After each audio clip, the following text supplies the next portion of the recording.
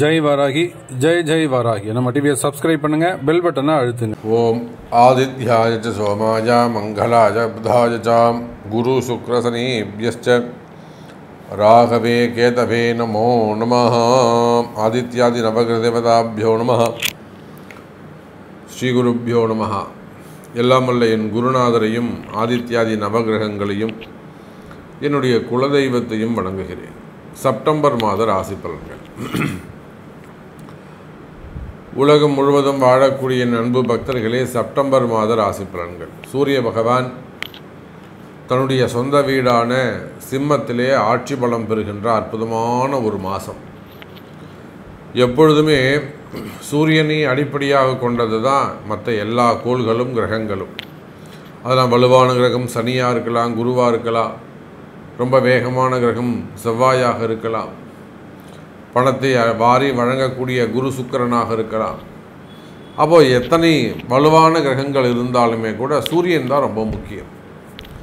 அப்பேற்பட்ட சூரிய பகவான் ஆட்சி பலம் சிம்மத்தில் ஆட்சி பலம் பெறுகின்ற ஒரு அற்புதமான மாதமாக இந்த செப்டம்பர் மாதம் திகழ்கிறது. அப்போ இந்த செப்டம்பர் மாதத்தை பொறுத்தவரையில் மேஷம், சிம்மம், அதே போல் கும்பம் மற்றும் விருச்சகம், இந்த ராசிக்கெல்லாம் ஒரு சிறப்பான பலன்கள் இந்த மாதம் அமைகிறது. இதுபோக 12 ராசி என்பர்களுக்கும் உலகம் முழுவதும் வாழக்கூடிய, நீங்கள் என்ன ஊரில் எந்த கண்ட்ரியில் இருந்தாலும் சரிதான், அப்போ உலகம் முழுவதும் வாழக்கூடிய அத்தனை ஜீவராசிகளுக்கும் 12 ராசி என்பர்களுக்கும் இந்த ஆவணி மாதம் பொதுவாக சிறப்பானதாக இருக்கும். ஏன்னா சூரியன் சிறப்பான முறையில் இருக்கிறார். காலபுருஷனுக்கு 5ஆம் பாவத்தில் தன்னுடைய சொந்த வீட்டில் ஆட்சி பலம் பெறுகின்றார். ஏன்னா இப்போ சனி வேற வக்ரம் அடைஞ்சிருக்கிறாரு. சூரியனுக்கு சனியுடைய பார்வை கிடைக்கல. சனி சூரியன் சேர்க்கை இருக்குமே, ஆனால் அது அரசாங்கத்துக்கே ஆபத்து ஏற்பட்டிருக்கும். இப்போ கூட பார்த்தீங்கன்னாக்கா வங்காளதேசத்தில் நம்முடைய அருகாமையில் இருக்கக்கூடிய ஒரு நாடு வங்காளதேசம். இந்த பங்களாதேஷில் இப்போ இராணுவ புரட்சி ஏற்பட்டிருக்கு. இந்த பக்கம் பாகிஸ்தான்லேயும் பிரச்சனையாக இருந்துக்கிட்டு இருக்கு. அதே போல் ஈராக் அங்கேயும் கொஞ்சம் ப்ராப்ளமாக இருந்துக்கிட்டு இருக்கு. அப்போ இந்த கிழக்கிந்திய அந்த நாடுகளுக்கெல்லாம் பிரச்சனைக்கு காரணம் இந்த சனி பகவானுடைய வக்ரம். அதே போல் இந்த செப்டம்பர் மாதம் சூரிய பகவான் சிம்மத்தில் இருக்கும்போது, ஒருவேளை சனி பகவான் நார்மலான பொசிஷனில் கும்பத்தில் இருப்பாரே, ஆனால் அது 12 ராசிக்கும் அந்த அரசாங்கத்துக்கே கூட அது பிரச்சனையாக இருந்திருக்கும். நல்ல வேளை அந்த சனி பகவான் வக்ரம் அடைஞ்ச காரணத்தினால் 12 ராசி அன்பர்களுக்கும் நல்ல சுபத்துவமான பலன்கள் அரசாங்கத்துக்கும் அரசியல் தலைவர்களுக்கும் நாட்டுக்கும் நாட்டு மக்களுக்கும் விவசாயத்திற்கும், மாடுகன்று வச்சுருக்கக்கூடியவங்க, தோட்டந்தொடர்பு வச்சுருக்கக்கூடியவங்க, நீர்ப்பாசனத்தை நம்பி இருக்கக்கூடியவங்க, மெயினாக விவசாயம் செய்யக்கூடிய என் அன்பு சகோதர சகோதரிகள், அப்போ இவங்க பொதுவாகவே இந்த நாட்டிற்கு இந்த செப்டம்பர் மாதம் ஒரு சிறப்பான நல்ல புண்ணியமான பலன்களை தரப்போகுது. ஒரு புண்ணியமான மாதம்னு சொன்னால் கூட அது ஏற்றுக்கொள்ளக்கூடியதாக இருக்கும். காரணம் என்னன்னு கேட்டிங்கனாக்கா, சூரியனோடு இணைந்த புதன் பகவான் 2-11 கூடியவன் சூரியனுக்கு, 2-11 கூடிய புதனும் அங்கே சிம்ம ராசியில் அமைந்திருக்கிறார். குரு 4-10 அமைந்திருக்கிறார். அதே போல் ராகுவும் கேதுவும் கூட இங்கே கீழே இறங்கி உத்திரட்டாதி நட்சத்திரம் இறங்கி கீழே வந்துக்கிட்டு இருக்காங்க. அப்போ பொதுவாக இந்த செப்டம்பர் மாதத்தை பொறுத்தவரையில் சனியுடைய நட்சத்திரத்தில் ராகுவும், இந்த பக்கம் பார்த்திங்கனாக்கா அஸ்தம் நட்சத்திரத்தில் கேதுவும், அதே போல் சதயம் நட்சத்திரத்தில் சனி பகவானும் சஞ்சாரம் செய்கிறார்கள். அப்போ இந்த செப்டம்பர் மாதத்தை பொறுத்தவரையில் அரசாங்கம், அரசியல் தலைவர்கள், சினிமா துறையை சார்ந்தவர்கள், மடாதிபதிகள், ஆன்மீக பெரியோர்கள், ஆன்மீகத்தில் ஈடுபட்டிருக்கக்கூடியவர்கள், தலைமை பொறுப்பேற்று நடத்தக்கூடியவர்கள், எஜமானர்கள், இவங்க எல்லாருக்குமே இந்த செப்டம்பர் மாதம் ஒரு சிறப்பான மாதமாக, ஒரு வளர்ச்சியான மாதமாக அமைகிறது. அதே போல் வேலை வாய்ப்புகளுக்கும் சிறப்பாக இந்த மாதம் அமைய போகுது.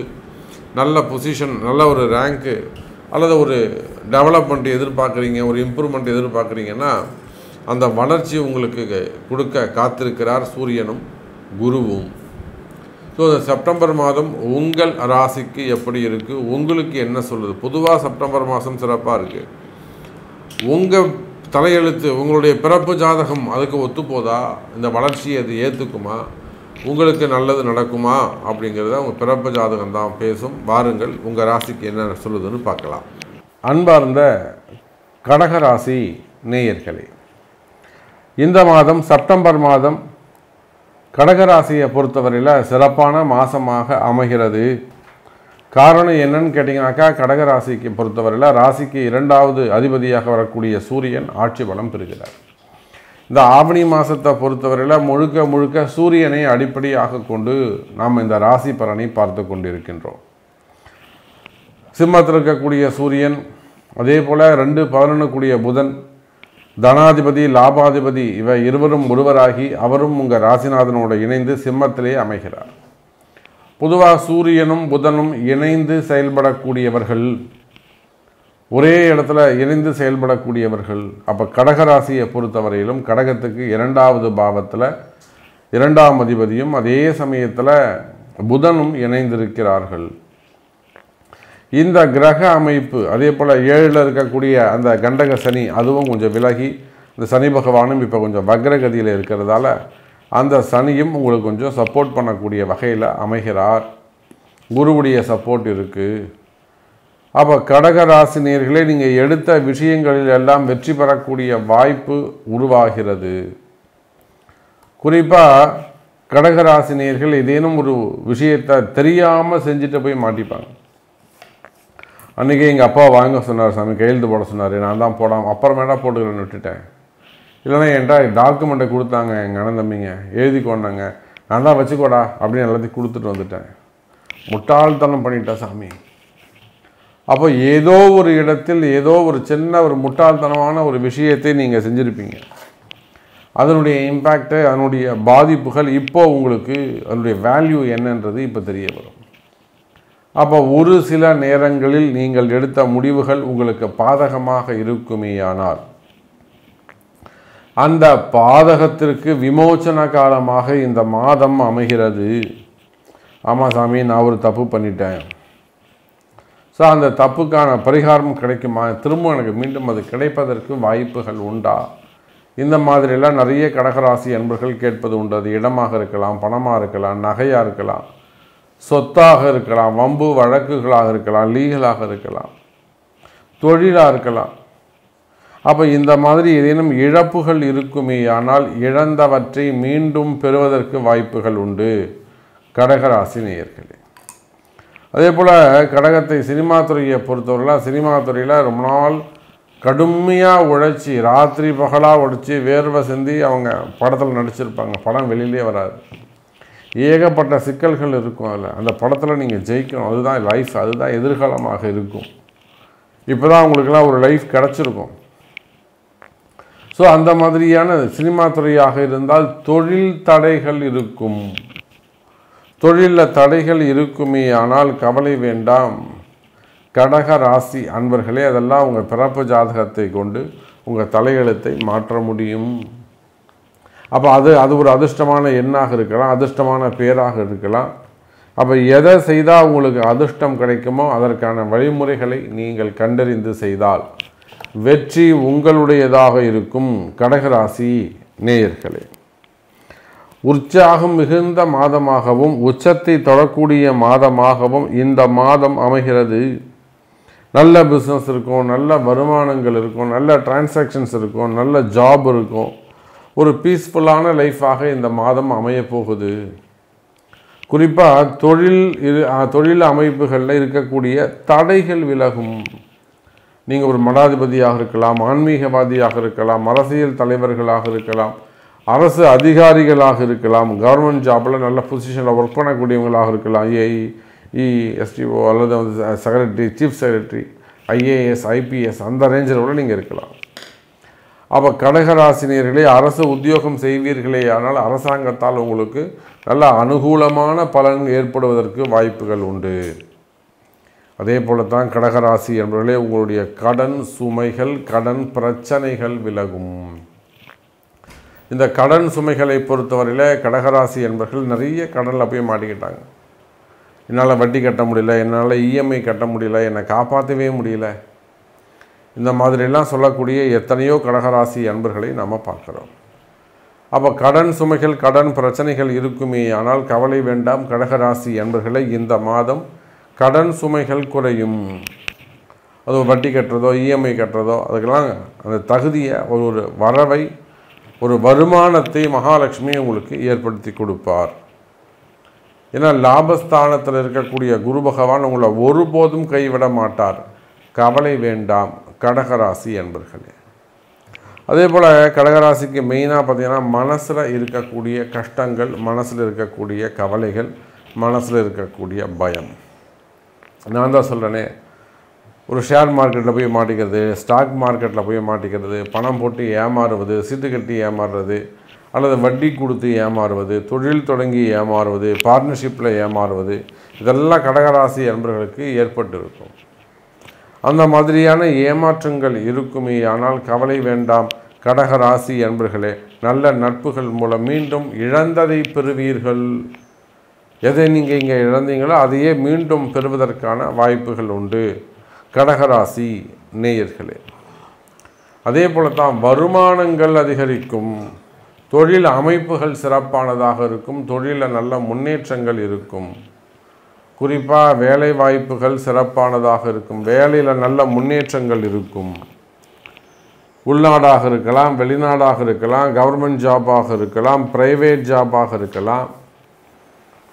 அப்போ நீங்கள் எந்த உத்தியோகம் செய்பவராக இருந்தாலும், வயோதிக பருவத்தில் இருக்கலாம், அப்போ நீங்கள் எந்த உத்தியோகம் செய்பவராக இருந்தாலும் தொழில் அமைப்புகள் சிறப்பானதாக இருக்கும், தொழிலில் நல்ல முன்னேற்றங்கள் இருக்கும். மெயினாக தொழில் போட்டிகள், தொழில் எதிரிகள் அதெல்லாம் இருக்குமே, ஆனால் அல்லது செய்வினை கோளாறுகள், இடதோஷங்கள், அக்கம்பக்கத்தில் இடப்பிரச்சனைகள் இருக்குமே, ஆனால் அதெல்லாம் உடனடியாக சரி செய்து கொள்வது, பரிகாரங்கள் பிராயச்சித்தங்கள் செய்து கொள்வது சிறப்பை தரக்கூடியதாக இருக்கும் கடகராசி நேயர்களே. அதே போலத்தான் உங்களுக்கு ஆயுள் ஆரோக்கியம், ஆரோக்கியத்தை பொறுத்தவரையில் கடகராசி என்பவர்களே அதிக அக்கறை தேவை. ஒரு ஸ்கின் அலர்ஜியாகவோ, எலும்பு பிரச்சனையாகவோ, நரம்பு பிரச்சனையாகவோ, அல்லது பிளட் ரிலேட்டடாக ப்ராப்ளமோ வருவதற்கு வாய்ப்புகள் உண்டு. அப்போ நிச்சயமாக எனதருமை கடகராசி என்பவர்களே உடல்நிலை ஆரோக்கியத்தில் அதிக அக்கறை தேவை. வீட்டில் சுப நிகழ்ச்சிகள், மங்கள விசேஷங்கள் நடைபெறும். ஒரு 60ஆம் கல்யாணம், 70ஆம் கல்யாணம், 80ஆம் கல்யாணம், சதாபிஷேகம், அப்போ இதுபோல் திருமண வைபவங்கள் நடைபெறுவதற்கு வாய்ப்புகள் உண்டு. கடைசியாக குழந்தை பாக்கியம். குழந்தை பாக்கியத்தை பொறுத்தவரையில் கடகராசி என்பவர்களை இந்த மாதம் குழந்தை பாக்கியத்திற்கான மாதமாக அமைகிறது. குரு செவ்வாய் தொடர்பு சிறப்பு. அதே போலத்தான் திருமண யோகங்கள், முதல் திருமணம், இரண்டாவது திருமணம், தடைப்பட்ட திருமணம், தள்ளிப்போன திருமணங்கள், அல்லது திருமணத்தில் வரக்கூடிய தடைகள், பிரச்சனைகள், இந்த மாதிரியான பிரச்சனைகள் எல்லாம் இருக்குமே, ஆனால் கவலை வேண்டாம் கடகராசி என்பவர்களே திருமண யோகங்கள் கைகூடும். இறுதியாக குடும்ப உறுப்பினர்கள், குடும்ப பழக்க வழக்கங்கள், எதிர் வீட்டில் பழகிறது, பின்னாடி வீட்டில் பழகிறது, அப்போது தேவையில்லாத மனக்குழப்பங்கள், சஞ்சலங்கள் ஏற்படுமே, ஆனால் ரொம்ப எச்சரிக்கையாக கவனமாக நடந்து கொள்ள வேண்டும். திருமண யோகங்கள் கைகூடும். வெளியில் பழகிற இடத்துல ரொம்ப ஜாக்கிரதையாக கவனமாக பழக வேண்டும் எனதருமை கடகராசி நேயர்களே. அதே போல் இடதோஷங்கள், செய்வினை கோளாறுகள், சில விதமான சிக்கல்கள் அப்போ மாட்டிக்கிட்டு இருப்பீங்க. ஒரு சில கடகராசி என்பர்கள் அந்த மாதிரி சிக்கலில் இருப்பீர்களே, ஆனால் அந்த சிக்கல்லேருந்து தப்பிச்சு வெளியில் வருவதற்கான வாய்ப்புகள் உண்டு. அதே போலத்தான் திருமண யோகம். பொண்ணுக்கு 30 வயசு ஆகுது, 40 வயசு ஆகுது, இன்னும் கல்யாணம் ஆகலை, முதலியாருனாங்க. அப்போ திருமணத்துக்கு பொண்ணு இருக்குது, மாப்பிள்ளை இல்லையா? நிச்சயமாக கவலைப்படாதீங்க துலாம் ராசி என்பர்களே, கடகராசி என்பர்களே, திருமண யோகங்கள் கைகூடும். திருமண யோகங்கள் கைகூடும். இந்த மாதம், ஆவணி மாதம் திருமணம் நடப்பதற்கான வாய்ப்புகள் உண்டு. அப்போ நிறைய விஷயங்கள் நம்ம பேசிகிட்டே போகலாம் கடகராசி என்பர்களே. உங்களுடைய கேள்வி எது, உங்களுக்கு என்ன நடக்கணும் அப்படிங்கிறத உங்களுடைய பிறப்பு ஜாதகம்தான் பேசும். ஸோ உங்கள் பிறப்பு ஜாதகத்தை கொண்டு தொடர்பு கொள்ளுங்கள் என்பதை தெரிவித்துக் கொண்டு மீண்டும் அற்புதமான பதிவில் சந்திக்கிறேன். நன்றி. நமச்சிவாயம். ஜெய் வாராகி. ஜெய் ஜெய் வாராகி.